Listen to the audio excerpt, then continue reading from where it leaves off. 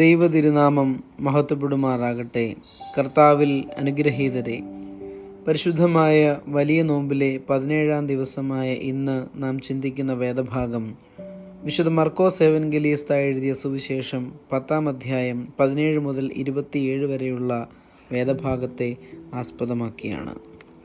നമ്മുടെ കർത്താവ് കഫർനഹൂമിൽ നിന്ന് പുറപ്പെട്ട് യോർദാനക്കരെ യഹൂദ്യ ദേശത്തിൻ്റെ അതിരിലൂടെ യെരുശലേമിലേക്കുള്ള യാത്രാമധ്യേ ഒരു മനുഷ്യൻ വന്ന് കർത്താവിൻ്റെ മുന്നിൽ നിന്നുകൊണ്ട് നിത്യജീവനെ പ്രാപിക്കുവാൻ എന്തു ചെയ്യണം എന്ന് ചോദിക്കുകയും അവനോട് കൽപ്പനകൾ ആചരിക്കുവാനും അതിനുശേഷം അവൻ്റെ മറുപടിയായി അവൻ ബാല്യം മുതൽ അപ്രകാരം ചെയ്തു വരുന്നു എന്ന് കേട്ടതിന് ശേഷം കർത്താവ് അവനെ സ്നേഹത്തോടെ നോക്കി, നിനക്കുള്ള ഒരു കുറവ്, അത് നിനക്കുള്ളതെല്ലാം വിറ്റ് ദരിദ്രർക്ക് കൊടുക്കുക, എങ്കിൽ നിനക്ക് സ്വർഗത്തിൽ നിക്ഷേപമുണ്ടാകും എന്ന് പറയുകയും ചെയ്യുന്നു. അതിനുശേഷം കർത്താവിനെ വന്ന് അനുഗമിക്കുവാനും അവനോട് പറയുകയാണ്. അവൻ വളരെ സമ്പത്തുള്ളവനാകൊണ്ട് കർത്താവിൻ്റെ ആ വചനത്തിൽ അവൻ ദുഃഖിതനായി തിരികെ പോകുന്ന ഒരനുഭവം. അപ്പോൾ കർത്താവ് സ്വർഗരാജ്യത്തിലേക്ക് ധനവാന്മാർ പ്രവേശിക്കുന്നതിനേക്കാൾ എളുപ്പം ഒട്ടകം സൂചിക്കുഴയിലൂടെ കടക്കുന്നതാണ് എന്ന ഒരു ഉപമ പറഞ്ഞതിന് ശേഷം വീണ്ടും യാത്ര തുടരുന്ന ഒരനുഭവമാണ്. നമ്മുടെ ഈ നോമ്പ് കാലഘട്ടത്ത് നമ്മൾ ജീവിക്കുമ്പോൾ കർത്താവിനെ അനുസരിച്ച് കർത്തൃകൽപ്പനകളെ ശിരസാവഹിച്ച് നമ്മൾ ക്രിസ്ത്യാനിയായ നാൾ മുതൽ ഇന്ന് വരെ നമ്മുടെ ആചാര അനുഷ്ഠാനങ്ങളിൽ തെറ്റാതെ ജീവിക്കുകയും എന്നാൽ കർത്താവിൻ്റെ വാക്കുകൾക്ക് നമ്മുടെ ജീവിതത്തിൽ പ്രാവർത്തികമായിട്ടുള്ള ഒരു സാഹചര്യം ഒരുക്കാതെ പോകുമ്പോൾ കർത്താവ് നമ്മോട് പറയുകയാണ്, നമുക്ക് ചില കുറവുകളുണ്ട്. ആ കുറവുകളെ നീക്കുവാൻ തക്കവണ്ണം, ആ കുറവുകളെ സ്വർഗത്തിലെ നിക്ഷേപങ്ങളാക്കി മാറ്റുവാൻ ദൈവം നൽകുന്ന അനുഗ്രഹീതമായ നല്ല നിമിഷങ്ങളെ ജീവിതത്തിൽ ഉണ്ടാക്കിയെടുക്കുവാൻ ദൈവം പറയുമ്പോൾ അത് നമ്മുടെ ഈ ലോകപ്രകാരമുള്ള സമ്പത്തിനേക്കാളേറെ ദൈവകൃപയിൽ അടിസ്ഥാനമിട്ടുകൊണ്ട് സ്വർഗരാജ്യത്തിലെ നിക്ഷേപത്തെ ലക്ഷ്യമാക്കി നിത്യജീവനെ പ്രാപിക്കുവാൻ നമുക്ക് സാധ്യമാകണം എന്ന് ഈ വേദഭാഗം നമ്മെ ഓർമ്മിപ്പിക്കുകയാണ്.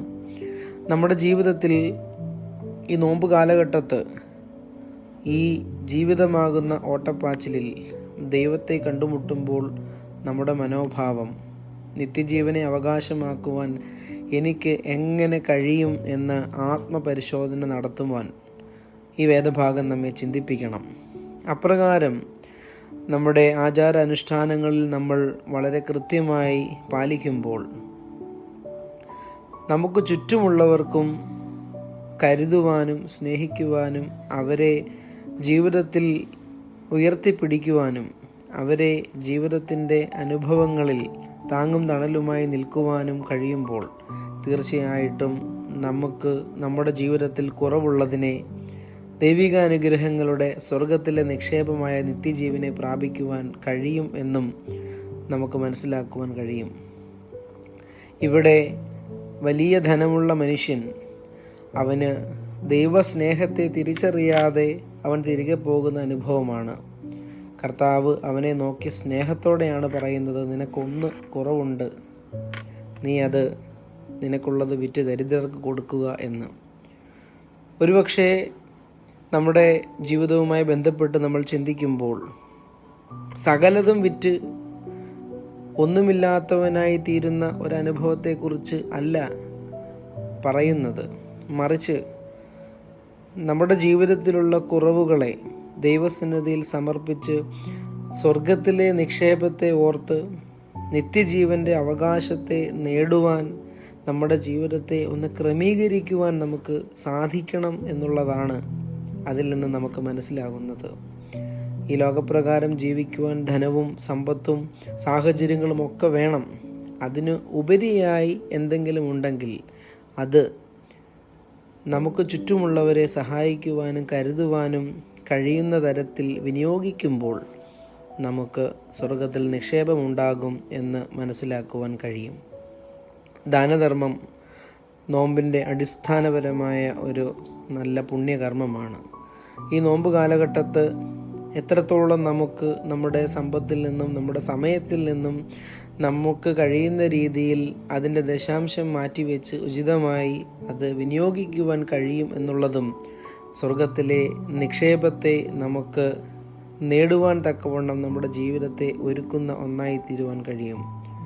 ഈ നോമ്പ് കാലഘട്ടത്തിൽ കർത്താവ് നമ്മെ അനുഗ്രഹീതമായി ജീവിക്കുവാൻ നമ്മെ പ്രേരിപ്പിക്കുന്ന ഒരു വലിയ ഘടകമായി നമ്മുടെ സമ്പത്തിനെ ദൈവരാജ്യത്തിൻ്റെ കെട്ടുപണിക്കായി നമ്മൾ വേർതിരിക്കുമ്പോൾ തീർച്ചയായിട്ടും നമ്മുടെ സമ്പത്ത് സ്വർഗത്തിലെ നിക്ഷേപം നിത്യജീവനെ അവകാശമായ ജീവിതത്തിൽ എന്നാളും അതിനുവേണ്ടി പ്രയത്നിക്കുവാൻ നമുക്ക് സാധ്യമാകണം എന്നാണ് വേദഭാഗം നമ്മെ ഓർമ്മിപ്പിക്കുന്നത്. നമ്മൾ നോമ്പ് നോൽക്കുമ്പോൾ നമുക്ക് ചുറ്റുമുള്ളവരെ സഹാനുഭൂതിയോടുകൂടി കാണുകയും കരുതുകയും ചെയ്യുവാൻ സാധ്യമാകട്ടെ എന്ന് പ്രാർത്ഥിക്കുന്നു.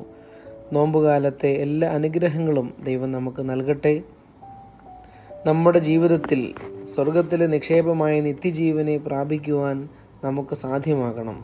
നമ്മുടെ ജീവിതത്തിൽ നിത്യജീവൻ്റെ അനുഭവം നമ്മുടെ ആചാരാനുഷ്ഠാനങ്ങളിലും നമ്മുടെ ജീവിതത്തിലെ ഓരോ പുണ്യപ്രവൃത്തികളിലും നമുക്ക് അതിലേക്ക് നമ്മെ നയിക്കുന്നതായി തീരട്ടെ എന്ന് പ്രാർത്ഥിക്കുന്നു. ദൈവം നാം ഏവരെയും അനുഗ്രഹിക്കട്ടെ. ആമേൻ.